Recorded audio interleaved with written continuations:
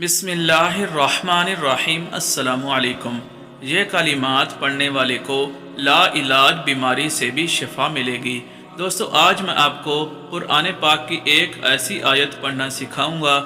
اگر کوئی شخص کسی بیماری میں مبتلا ہے اور ڈاکٹر حضرات کو بھی اس بیماری کی سمجھ نہیں آ رہی، یا کوئی ایسی لا علاج بیماری ہے جس کا اس دنیا میں حل نہیں ہے، تو ایسا مریض جو اس بیماری میں مبتلا ہے اس کو چاہیے کہ وہ اس آیت کو کثرت سے پڑھا کرے۔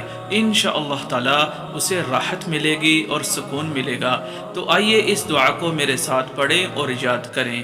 ربہ انی مسنی الضر وَأَنْتَ أَرْحَمُ الرَّاحِمِينَ۔ اللہ تعالیٰ سے دعا ہے اللہ پاک ان تمام مسلمان کو جو ہسپتالوں میں، گھروں میں یا جہاں کہیں بھی بیمار پڑے ہیں، ان کو اللہ پاک صحت کاملہ عطا فرمائے۔ آمین ثم